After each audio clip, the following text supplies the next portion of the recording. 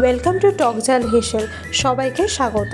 আজকের রেসিপি হলো ঢোকলা, যেটা আমরা সহজে মাইক্রোওয়েভে 5 মিনিটে বানিয়ে নেব।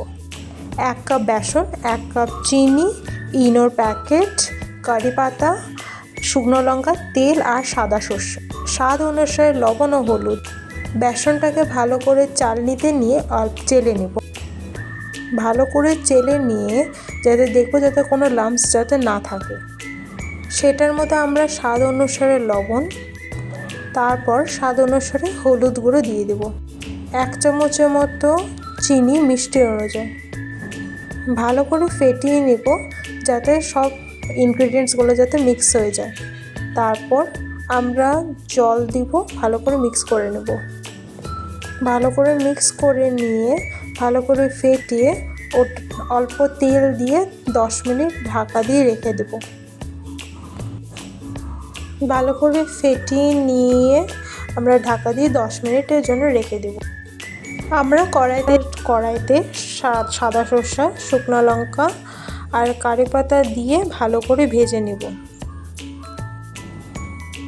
তারপর ভেজে নিয়ে চিনি সিরাপের জন্য আমরা কড়াইতে জল দিয়ে, যখন জলটা ফুটবে তার মধ্যে চিনি দিয়ে আমরা সুগার সিরাপটা রেডি।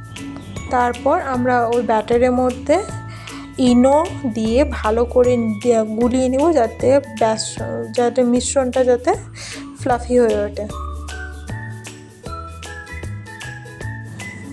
তারপর একটা মাইক্রোওয়েভ বাটিতে আমরা মিশ্রণটাকে ঢেলে নেব। মাইক্রোওয়েভ ওভেনের মধ্যে দিয়ে ভালো করে আটকে তারপর 140 ডিগ্রি সেলসিয়াসে 5 মিনিট টাইমার দিয়ে আমরা ওটাকে বেক করে নেব। 5 থেকে 7 মিনিট পর আমরা ওটাকে বের করে নিয়ে ঠান্ডা করে নেব। তারপর তুলতুলে ধোকলা রেডি হয়ে যাবে। তারপর ওটাকে পিস করে কেটে নিয়ে তারপর সুগার সিরাপ দিয়ে ভালো করে সাজিয়ে তৈরি হয়ে যাবে আমাদের ফ্লাফি মাইক্রোওয়েভে ধোকলার রেসিপি।